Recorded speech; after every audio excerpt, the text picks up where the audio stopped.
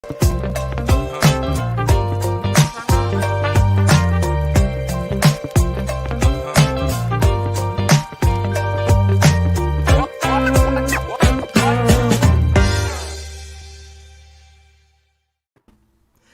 right, party people, thank you for tuning in again to another edition of the Trish.0 show. This is a show where we talk with event professionals. We ask them all sorts of questions. Sometimes it's about events, sometimes it's about other stuff. And certainly today, I feel like that we're going to go into the deep dive other stuff category with our guest. Today's guest is Jose Rolon, and let's go ahead and get him on. How are you? Hello, I am doing pretty well. It's been such a chaotic 24 hours, but we're here and we're rocking and rolling at the moment. We're fabulous. Just as long, this is what it's my first season, so here are the lessons that I've learned for those of you who are paying attention to my technical journey throughout the thing. Just as long as I can hear you and see you, and you can hear me and see me, and so can everyone else, it's all good. Because phones are going to ring, lights are going to go out, kids might come running through a frame. I agree. Two things. The first thing is, out of all the podcasts that I've done, that is the best intro I've ever seen. Thank you so much. Amazing. The second thing is, I did a podcast yesterday, and 24 minutes before I was supposed to jump on, two of my kids were fighting, and one of them, they were play fighting, and one of them pushed my son pushed one of my daughters into the mirror, but not intentionally. She turned her head and cut her eye, like above her eyeball. She had to clearly get stitches. I saw that she clearly had to get stitches. Oh my God. And I was like, we've got to calm down. Gotta work this out. I've got a podcast in 20 minutes. Let's get you some ice. We'll go to the doctor after. And we managed to get through the podcast. We ended up getting her 3 stitches after the podcast. But, this is the life we're living in right now. Wow. No. Wow. Well, I mean, for the uninitiated, those who have not been following your fantastically hilarious social media pop-up posts, go ahead and let people know like who you are and what you're about. Yeah, so I'm Jose Rolon. I have a wedding planning company. It's Jose Rolon Events. And I've been in business for 10 years. And I'm also a single gay father of 3 children. So my son is 7 and my girls will be 6 in a couple weeks. So yeah, I've been a single dad for like 7 years now. So as you can imagine, through COVID-19, it's presented quite some challenges. Well, the reason that I wanted you to do the intro, right after, and actually it was really great timing with, with what happened to your daughter, was I was going to comment that, having popped in, I'm not going to call myself a stalker because I'm not there yet, but I am a stan. I'm a Jose stan.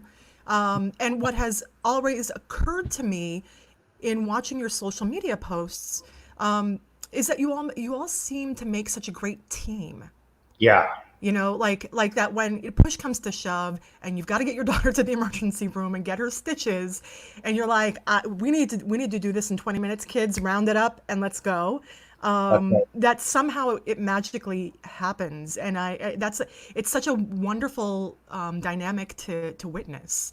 Has it always been that way with you all? No, I mean, I think it hasn't. I have to say, I was texting a couple friends of mine, and I was saying how, look, we've had many of our challenges through COVID-19, and Sure. We'll certainly may get into all of that, but this has been an absolute blessing for me as a parent for my children, and it really allowed me to slow down, obviously, but it's also allowed me to get to know my children even deeper. I've had childcare forever since Yeah, of course. And so you need it. Sure. My nanny, and then I had a night nurse, and so I wasn't with them from the moment I woke up to the moment we all went to bed. So for me, it's been really remarkable, and yeah, we've really sort of cultivated. They've grown up so much in the last 3 months. they've matured and they have been able to understand what compromise means. And I don't know, it's been really wonderful. And then, you know, some of the videos that you were mentioning from TikTok and it's on Instagram is, it's been an outlet for us, to be honest. Like, I think I'm not athletic. I don't play instruments. I can't sing for shit. But I used to be a video editor before I was the wedding planner. So most people don't know that. Wow. Okay. Well, you know what? It makes a lot of sense because if people don't know, you do have the wedding show that you The Wedding produce. Buzz, yeah. The Wedding Yeah. Buzz, Yeah. which is fantastically well produced. So that makes a whole lot of sense. It does. Yeah, a lot of people sense. think that other people edit those for me. They're 45 an hour minute sit down interviews that I knock down to, you know, 4 minutes, 5 minutes, and yeah, I do all the editing on that. But yeah, and so for me, I needed a creative outlet, especially being a single father. If I am going to be completely honest here, I think what's been an outlet for me as a single parent is to have intimacy with others. And so to not have intimacy for 70 days now, I needed to have some creative outlet. And so doing these videos with my kids has been that creative juice that I've needed to rejuvenate me as a parent and to have fun with them. Well, and it all kind of just blends really, really well together because you know, you have this fantastic family team dynamic that you are really into social media in a way that I feel sometimes, you know, as event professionals, we should be. I don't want to be judgmental out there. Listen, I know it's a really tough uphill climb for some, but I think that if you're in an industry that's about trends and and about future planning, that it's important to stay on top of these certain things. So certainly you've been sort of like a barometer for a lot of people in terms of how they use TikTok, let's say, you know, let's talk about it because those videos are hilarious. La chancleta, did I say that right? Chancleta. It's so See, good. because in Greek we have it's the padofla. You know, I feel like every, you know, ethnicity, you know, social group has like its version of the flip flop. It's every non-Anglo-Saxon set, right? They have their own. Yeah, like I was getting a lot of messages about it from Italian folks that saying it's the wooden spoon, you know? Right. Which is really hilarious to me because I'm like no, you know, like really wooden spoon. You get so much more heft from a sandal or a flip flops. So I don't. Yeah. So for those that don't know exactly what we're talking about. Yes. Thank you.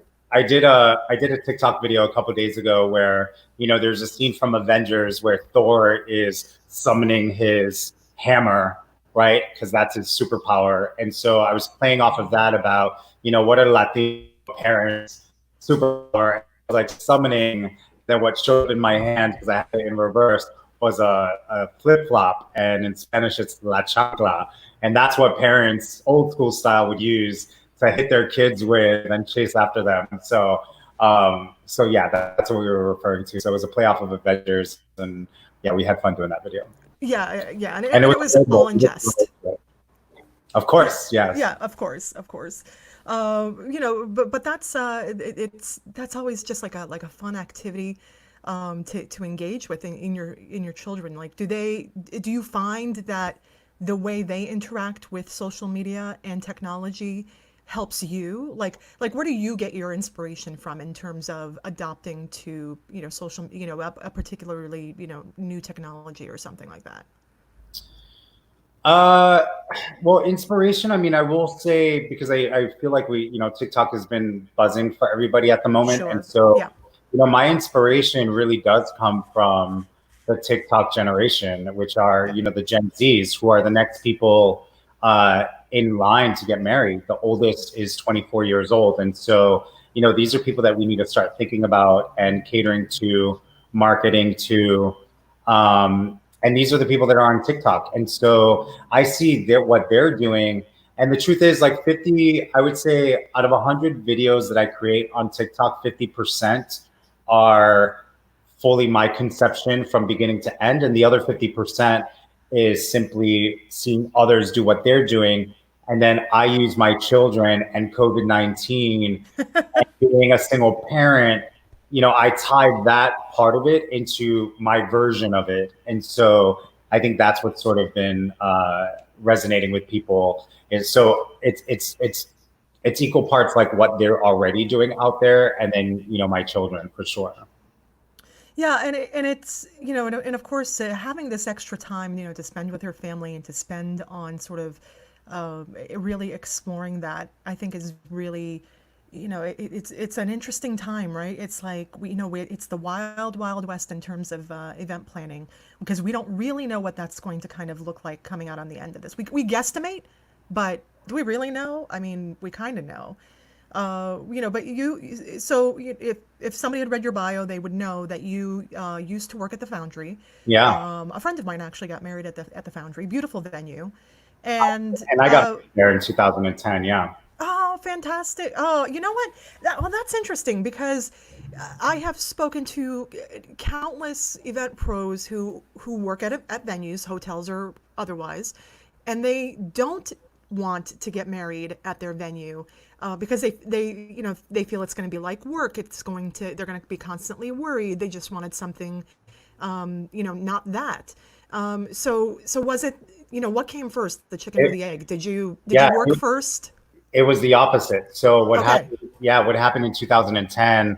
My husband and I got married, and we got married at the Foundry, and this is when I was a video editor at the time.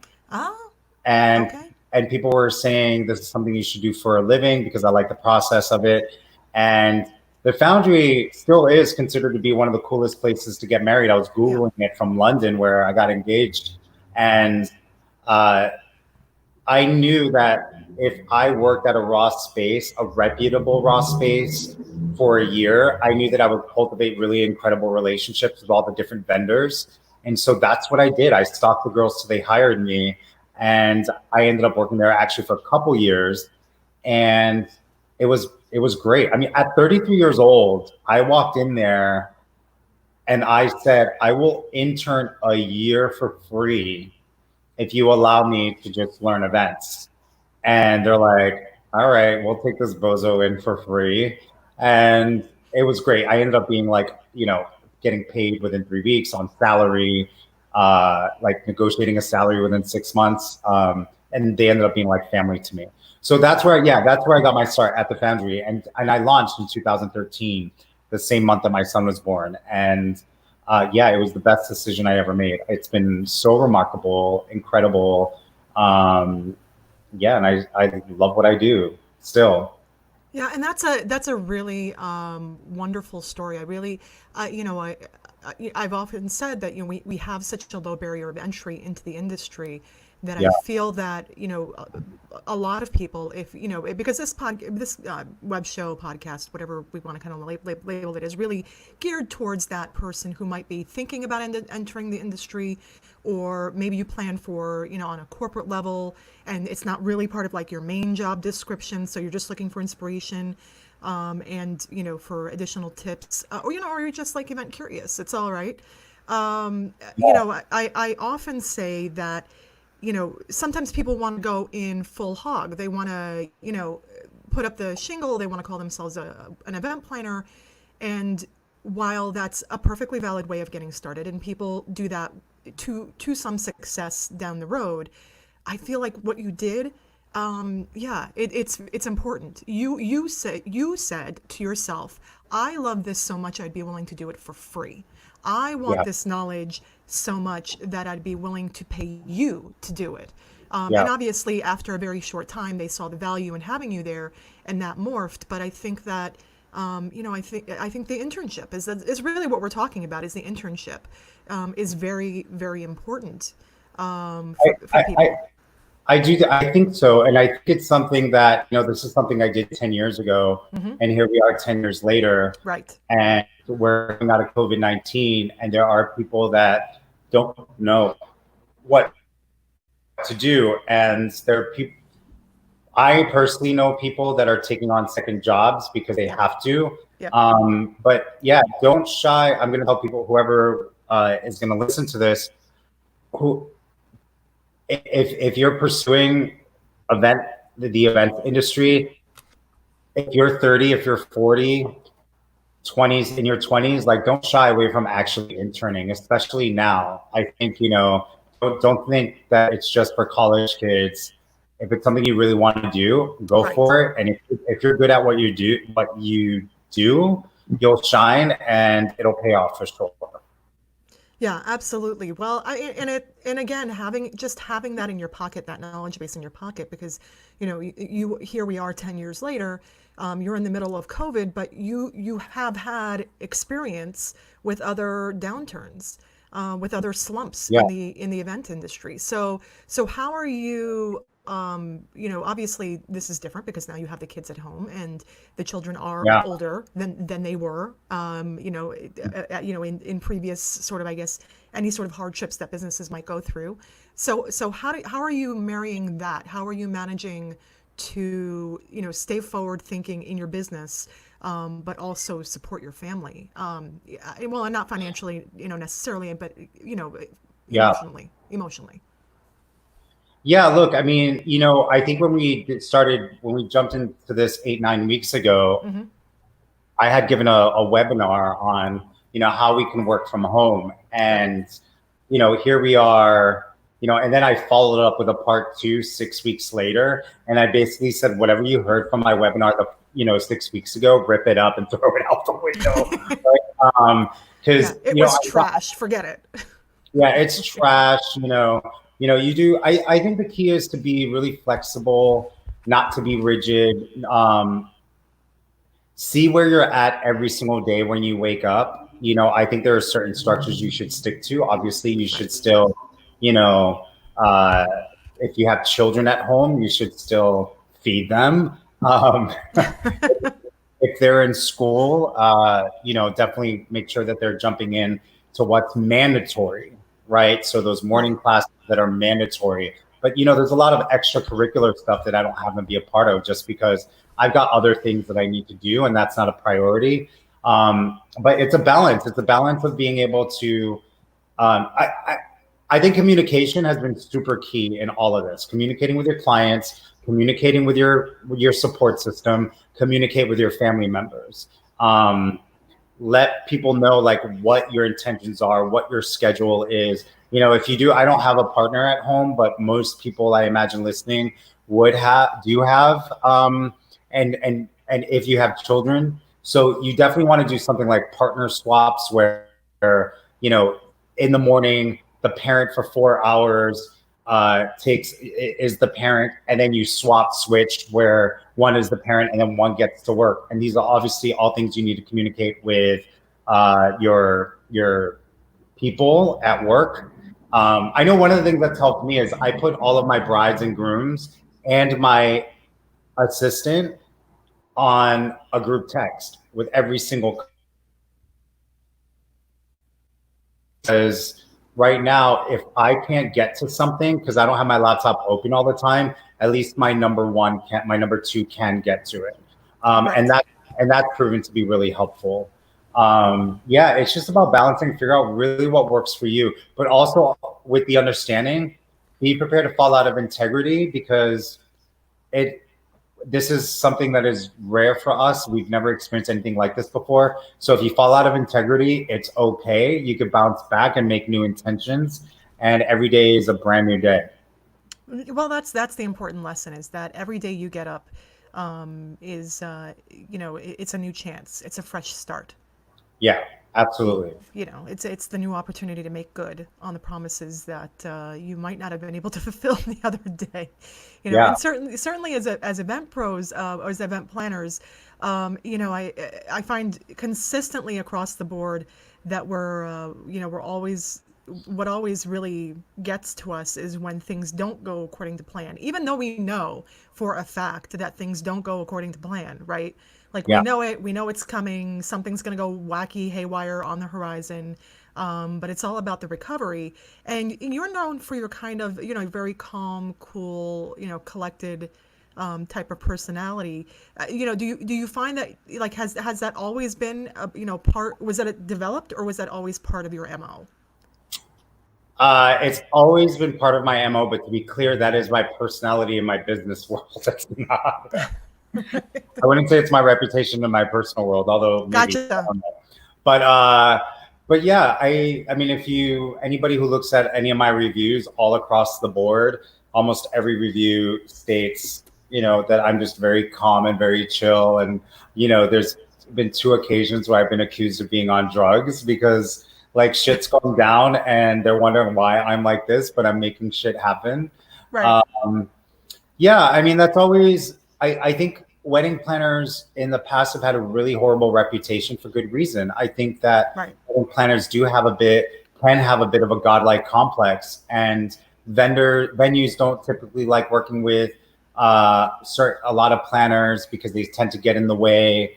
I always come from the approach of I'm going into your home, what works best for you guys, and let's go from there. And I think they really appreciate that.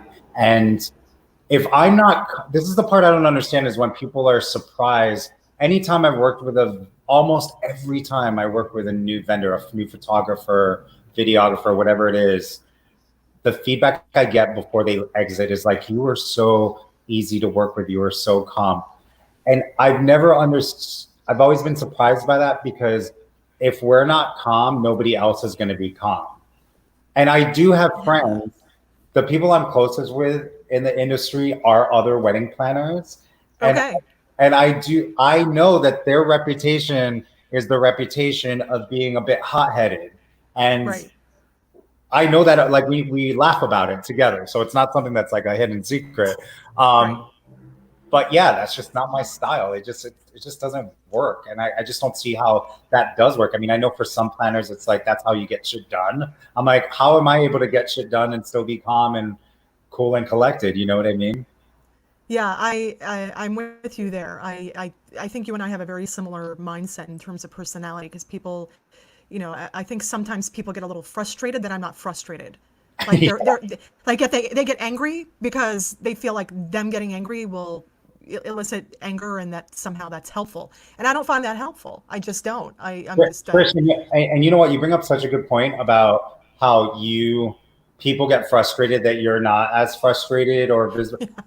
I never get that, and you want to know why? Because I'm a man. It's such a double standard. oh, It's such a double standard in our I industry. never thought about that. Okay, all right. Yeah. My assistant brought up one time, she's like, she started working with me, she's like, you never once apologized. I was like, what do you mean? I didn't understand. What am I supposed to apologize for? And she's like, I don't know. Just women are constantly, when they're in a power position, or I say power position, but that's not the word I wanted to use, but in this position of authority, Sure. that women still are always like, oh, hey, I'm sorry. Listen, can I bother you for a minute? Or, hey, I'm sorry. But that's like, it's so automatic for women. And for me, I'm like, Trish, would you mind coming over here? I just want to talk to you about this arrangement over here. Right. And she made me realize that, unfortunately, like, women are always put in this position of feeling like they have to apologize, and it's almost automatic, where being a man, people automatically see me as sort of like this authority figure, and it's much more forgivable. Like, and I don't know, it's something you brought up where, you saying that people expect you to be frustrated. Nobody ever, when people see me calm, they're like, yeah, he's calm, but it's always interesting to see how it's different for women. Yeah, I think you're 100% right on that. Oh, no, I know you're 100% right on that, because I do find that whether I want to apologize or not, and typically I don't, um, want to, because I don't particularly see the need for apology. I find that an apology diffuses sort of any sort of kickback that I might get, where as sometimes I'll be, I will say, hey, John, I need you to stand over there, or hey, Susan, I need you to, yeah, I need these tables set in the next 10 minutes, blah, blah, blah. I find that that just gets perceived a certain way. It sure does, yeah. Yeah, and so then I find myself apologizing, because then I find it like it softens the blow, like, hey, I'm sorry to be a pain in your ass, but you really need to hustle. So, Yeah, and I think female planners and vendors get it a lot from whoever's running the venue. right. There's that struggle there where it's like, but I don't get it because I'm male, and I talk about this with my other male planners. There's not many of us. There's only like 5 or 6 of us in the Right. city, and we talk about this how, yeah, unfortunately, in that way, women have it a little harder than we do. Well, and it brings up a really interesting perspective because you have an older son and your twins Yeah, are now how old? there'll be 6 on June 3rd, so we're coming. Oh, we're Yeah, coming up to that. All right, happy COVID birthday from another COVID birthday. So, and my uh, son had his in March, so so they're all COVID birthdays. they're all Oh, COVID birthdays. oh, all right. I feel their pain. But but the twins are girls, Yeah. right? Is Mhm. it's a girl, not yeah. Okay. Yep. That's So raising girls, yeah. do you find yourself, it's a very interesting dynamic because you're a single dad, you're a single gay dad, you've got 3 kids, 2 of them are girls. So do you find that you're sensitive or that you're instilling um, you're steering them in a particular way in terms of like don't take that crap from anyone type of mentality, or are you just kind of like learning, are you, I guess, proactive about that, or are you just kind of learning as you go? First of all, I love that you're bringing this up. I'll have to say, typically, whenever I do podcasts, there's questions that we sometimes get ahead of time. And I love that this is so spontaneous and it's really given me, I love it, by the way. And so not knowing Thank what to you. expect. And so, yeah, like there's 2 things I want to share, which is in COVID-19, I started showing my kids movies that I loved growing up with. And so Goonies was one of them, Adventures in Babysitting, and they're really getting a kick out of all these movies. And so one day I decided to show them Grease. Now, Oh, now I will fully tell you I'm aware and I take responsibility that they're too young perhaps to watch this movie. But in my mind, I was thinking about music and how fun it is. And what happens in Greece? I've seen this movie so many times, but now I'm watching it with my children. What happens in Greece? They fall in love over a summer romance. Sandy decides not to go back to Australia. Sandy shows up on the school playground. He rejects her because he's too cool for school. And then, but she's like, I still like him. And then all of a sudden they have a date up in the hills in a car where he me too's her, and she's all upset. She gets out of the car, slams the door, and then the movie keeps going, and she's like, but I still like him. They show up on a dance. Then there's the dance, and here comes Miss Cha Cha, which, by the way, would have been my character. Miss Cha I Cha love comes it. and, like, cock blocks Sandy again. Right. And still, what happens at the end of the movie? She still shows up and, like, you won the hunt, and, like, all leather, cigarette, wig, and all that. And it's like, oh my God, and let's not even talk about Frenchie being knocked up. So we're like, so Right. here I am showing my children this movie about a man treating his girlfriend in this really bad way. And I get a lot of that stuff was over their head and they totally enjoyed the music. But I had to sit all 3 of them down and be like, if anybody treats you this way ever, you have them come to Papa. I'm going to take care of them. You point them out to me on the playground. Um, Right. and for me, it really is important as a gay father. I think I am a little, I definitely have the sensitive side. I was a mom's boy. For me, it's so important to raise women that are respected and that are strong and valued. And on the flip side, just yesterday, I was thinking, son, it's a random thought that I had as I was walking with them when we were at the park yesterday. I'm feeling just a little emotional about it Oh, because it's the first time I'm speaking out loud, which is, you know, I my son has learned to talk about his feelings, like genuinely. This is what I'm feeling, Papa, because I am teaching him how to speak about his feelings instead of going from the not knowing that it's him being hurt to go into the angry phase, which I think stereotypically we tend to do a lot. We don't teach them how to stay in the hurt phase. And so I'm like super proud of being a dad, showing their son, you know, how to stay in the hurt phase and to learn how to communicate what that means so that he doesn't get to the angry phase. And I was thinking yesterday in that, I'm like, he's going to make a kick-ass boyfriend. He's going to make such a kick-ass husband to whoever, because he's going to know how to treat, he's going to know how to understand, be empathetic. And so I don't know. Yeah, that makes me, I feel really, there's some things I fault as a parent, but in that area, I feel so proud of. Yeah, well, I mean, again, it all just kind of goes into being dialed in. Yeah. You know, and what we're kind of talking about today is how to be dialed in. You know, in both a business sense. So whether that's, you know, you have kids, you don't have kids, you're into social media, you're not social, you know, you're not savvy. It's being dialed into your world, Yeah. and sort of encompassing all that, you know, all that that means. That, you know, it's, I mean, because I know that, you know, sometimes it's difficult as event pros.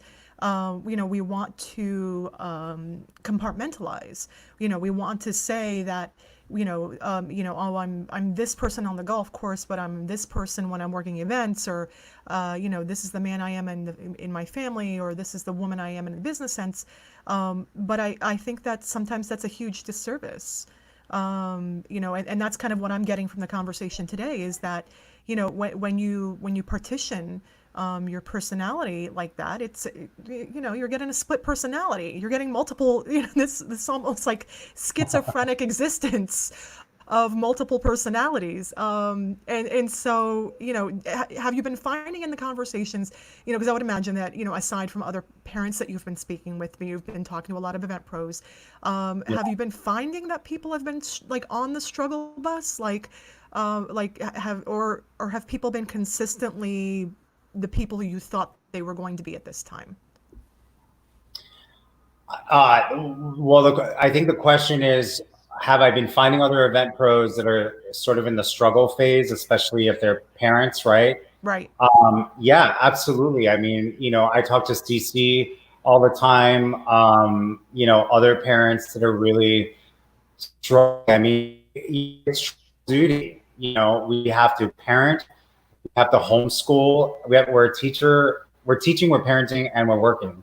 and it's a lot. And I think what's happening now, particularly with event pros right now, and even if you're not a parent, we're just feeling fatigued. I know for myself, I'm like, I just, you know, I go back and forth with all of my kids. I did that this morning leading up to this podcast, which is, you know, at 9 o'clock, my son's on this. At 9:30, the girls are on. Oh, but then now my son has small groups and has to have this letter, this story written. It's like, I'm like over it. I'm so over it right now. And I really just want to like not do the homeschooling and focus on things that are important. But like, yeah, I think there's a lot of us that are struggling at the moment, especially more because I think um, in the beginning, we all, I talk about grieving often. And Right. so, you know, in the grieving, when COVID-19 hit, we all went through the stages of grieving. There Sure. was that initial shock, right? And so, and so on. And I think what happened was we all in our mind thought, well, we're going to have events in the fall. So we got to that last stage of acceptance.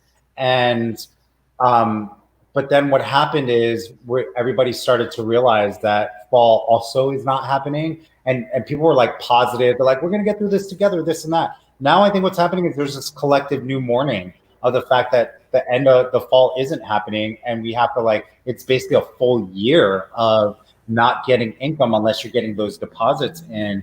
And what does that mean for us? What does that mean for the industry? And the truth is, you and I, we know certainly more than enough people in our industry where we know there are people that are not going to make it, because how Yeah. can you make it a full year without any income, right? So it's like, you know, Right. hopefully people have other significant others or other sources of income to carry them through. It's so yeah, you know, just in terms of struggling, I think that's kind of where we're sort of all at collectively at the moment, is, you know, push through this wave of the reality that we're not going to have events until 2021. Yeah, and it's I think it's just like important for people to hear that, because sometimes I think we're all so sort of insulated, and we're all sort of taking in all of this content right now, right? There are webinars and upon webinars and podcasts upon podcasts. Certainly Yeah, there's a lot being pushed out there, and a lot of it is focused on, how to apply for loans and things you can be doing now, and very instructional, very, very educational in terms of what that is. But sometimes I think it's just important for someone out there to just like hear from like two people talking that, yeah, I'm here in DC and you're up in New York, and yeah, somebody, whoever's listening out, wherever they are, it, it doesn't really make geography doesn't make the difference. We are all experiencing the very same thing, because I agree with you. I think I'm talking to a lot of people who probably won't get to the other side of this, but who might get to the other side of this and find themselves in a even better position. I have to maintain a particular sense of optimism that, when sure. we experience, challenges in the events industry, we're problem solvers. All of us, we're by our nature problem solvers. So I think that there are a lots, plenty of people out there right now who are thinking about ways to pivot, add new technologies, really, innovate our processes and shake things up. So it'll be interesting. I think it'll be really Yeah, interesting in about like, 6 to 9 months, when all these sort of like new ideas are born, or come to fruition, what those ideas will be, and what's going to, and how that's going to affect the industry in general. that's right. But it's certainly, weddings are really, your bread and butter. And weddings are going to be the first thing that come back. I think we can all sort of agree on that, people still want to go through with their weddings and everything like that. So are you finding that your couples right now, are they even talking about making their weddings smaller? Like none of mine are. Like all of my weddings have postponed, and they're like, we're not making it smaller, so we're just going to postpone. But are you, are you finding on your end that it's kind of like a mix, or not at all? I think at the moment, all of my couples are staying, they're not making their weddings smaller. I think Right. it's going to, we'll see that shift with new couples Yeah. that start to come in, but with all my existing couples, they still want the same amount of people at their wedding. And so that's, their reason for postponing as far out as they, that makes sense for them and their loved ones. Yeah, and I think that's an important. You touched on a really important distinction. Is that, people that were already on the books, they already had the plan, they already had things underway, are not necessarily willing to move to shift what they're doing. But maybe the, people who are at that beginning stage might be a lot more flexible in terms of, Yeah. of how they want to sort of proceed forward. But now, so now in terms of then, your family, do you find that your kids do they have, are they interested in what, like, Are they, I find that's like a mixed bag wait, are they interested in, in what you do. Like, oh, do they get into the industry, or they're just like, daddy's going to work, that's it. they know what I do, and it's really interesting I hear them tell their friends. My papa's a wedding planner. Uh, my I don't know, like I definitely absolutely see one of my girls being so into it. She's, a girl all the way through. And, Okay. whenever we pass a deli, she's like, look at those flowers, they could be weddings. Whenever she sees a white dress, she makes a point to point them out. And she'll 100% be so into, I think she'll be into what I do, and will probably be, my right hand lady years down the line. My other girl, not so much. She likes everything that's like, she's very tomboy, and she's like, she'd rather just throw around a soccer ball and play with the Yeah. boys. Yeah, kids are so funny the way they develop they develop their personalities in spite of everything we do as adults. I don't have children, but but my niece. So for those of you who don't know, I have my sister and her family, and they live out in LA. And my niece, despite, not that they discouraged her from it, but she just, from a, from early on, she developed this sort of like fascination with tutus and ballerinas and all things pink and glittery. And that's not my sister. So I know it didn't come from her. I know, I know the tutus did not, but she's letting her be who she, she's letting her daughter be who she is. Joining them, I guess, on this amazing journey as they kind of go through life.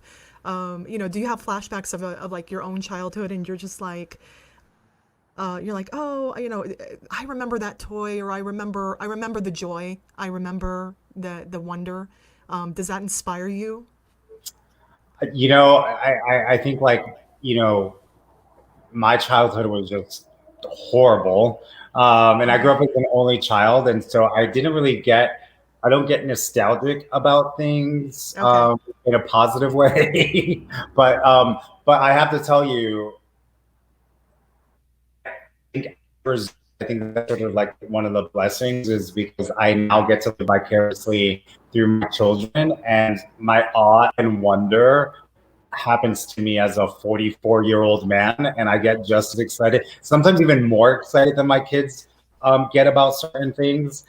So for me, it really is sort of a blessing because I'm definitely like a kid now, and I don't think I would be as boisterous or boyish like if had I had sort of this wonderful childhood. I wouldn't be so into the things that they're into. That will, yeah, and I, and certainly we don't need to, it's a live show, so we don't need to kind of deep dive into that. But I think you bring up a really interesting point is that, it's all about the journey. All about the journey. Sometimes, and now being able to like witness the journey from their perspective and be the leader of that journey for them. It kind of just like, it's kind of like what you do for a living though, right? It's kind of like, Yeah. being a father to these kids. It's in a way you're sort of like you're like the godfather for people's weddings. Like you're the you're like you're the person that's going to lead them through. So when you're doing when you're planning a wedding, what is it about the process, I guess? Like, is it guiding couples through, or like what really kind of like feeds your soul at the end of the day when it comes to wedding planning? Well, I have to say, in terms of being a wedding planner and a parent, like one for me personally feeds the other. I would Right. not be a good parent if I didn't have this other thing. I'm not meant to be a stay-at-home dad. So I love having this other creative outlet because when I come home, I'm like, yeah, I'm ready to be super dad. And then I know that I would not enjoy my work if I didn't have my children to come home to have fun with. And so, yeah, one feeds the other. And then in terms of like my creativity, again, I think, maybe not having the best childhood to be able, like to be creative as an adult and to live my full self as like this very open gay man, and I could be as fluid as I want to be in personality and my creativity. It just really sort of pushes out all of these really wonderful ideas, and to be able to get to know my couples and see what Right. makes them tick, I get excited and I'm ready to create with them. And yeah, and I think part of it is because I'm truly comfortable in my own skin. I love, you know I'm very comfortable being me, and so where always, so I think this allows me to be very present and creative with my work. Yeah, I think that's really what you and I had met prior to today, but I think what I'm really enjoying from this conversation is just your overwhelming sense of grace and peace. You're not sort of like saying like, oh, it's the end of the world, and you know just put your heads between your knees, people, because it's about to go down. You're not sort of like speaking in disastrous tones, or disastrous mentality. You're Yeah. kind of, you just talking about everything with a tremendous sense of, like, it just be together. just grace, just be graceful, give yourself grace. And I think that's part of it, is that, when, if you were to, talk to somebody out there who maybe is experiencing like a very similar path that you are, in terms of, maybe they're not a single parent, but maybe they're not getting the support at home. Maybe they're going through particular challenges or struggles.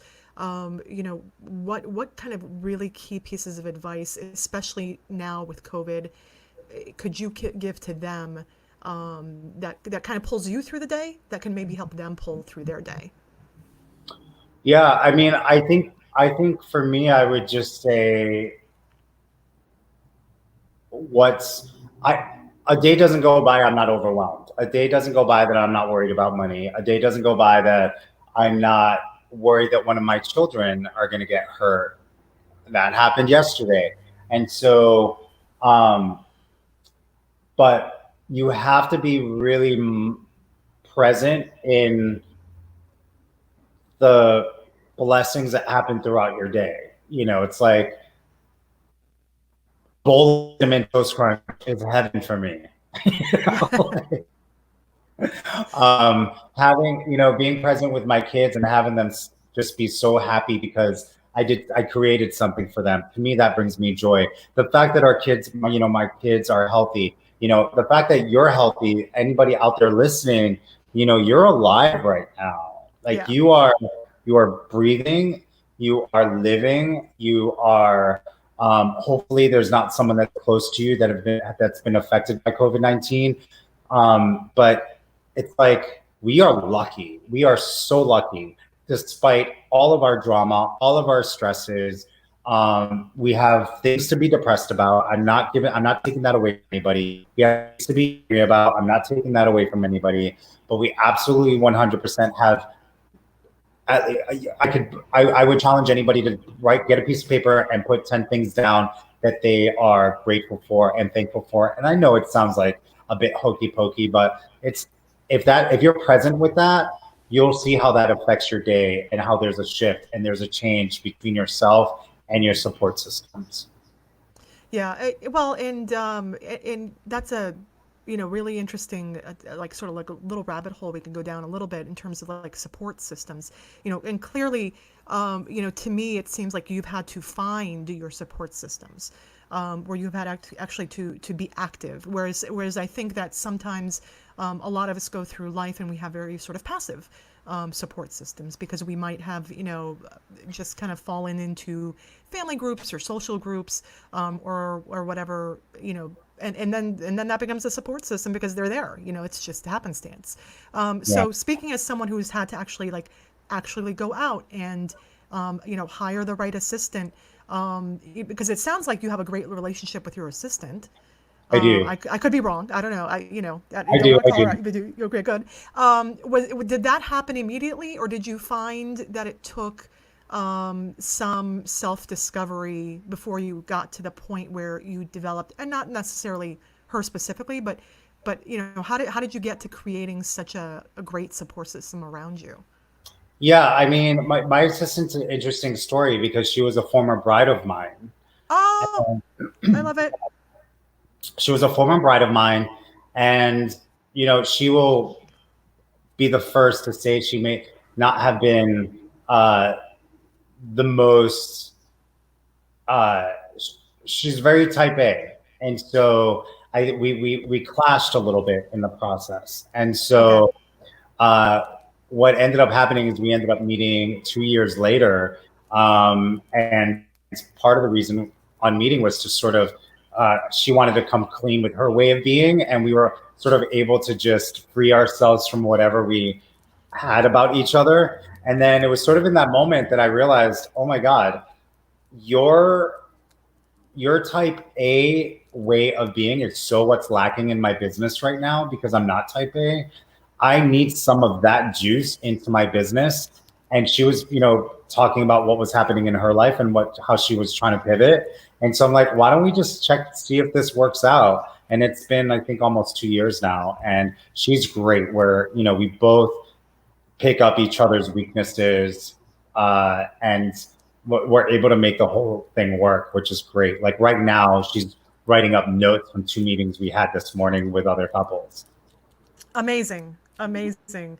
Yeah. Yeah, because I have found that consistently is that when I speak with an entrepreneur who is happy with their business, because sometimes it's not always a happy conversation out there. I'll tell you, people like to talk, they'll talk about their business, but you can kind of sense it in their voice.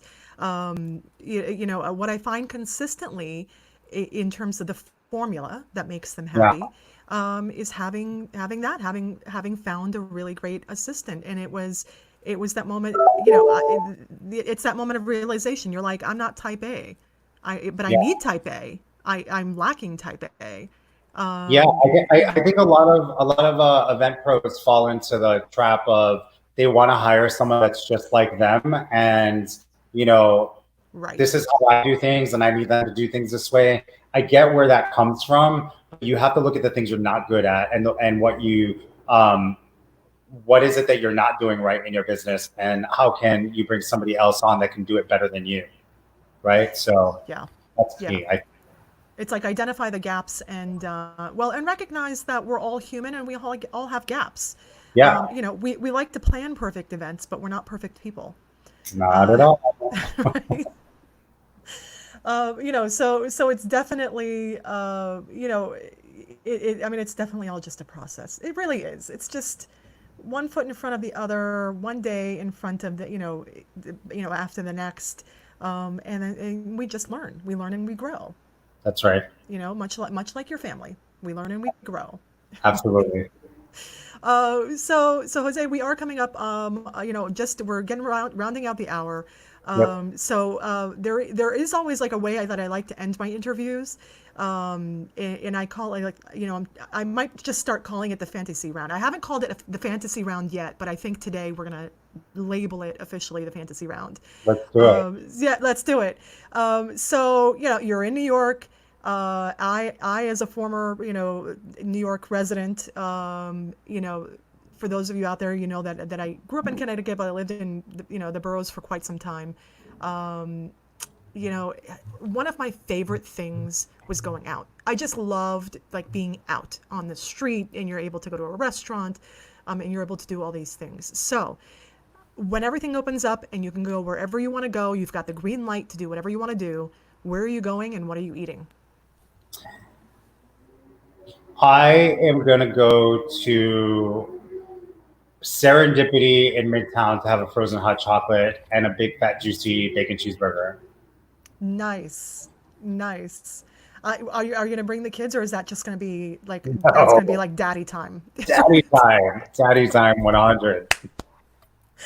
I love it. I love it. Yeah, because yeah, you kind of need your own. You need your own space and you need your own time as Yeah, well. At least for that. Well, thank you so much for stopping in today, giving us just a wonderful bit of inspiration and knowledge, and sharing who you are and what your journey has been. I think that's been it's been inspirational for me, and I know that a lot of people out there are going to find a lot of inspiration from it. thank you for having me on, and I was Absolutely.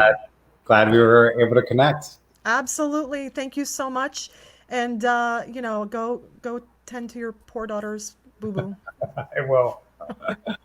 Have a good day. Thanks. Thank you. Have a great day. All right. Bye Bye. bye.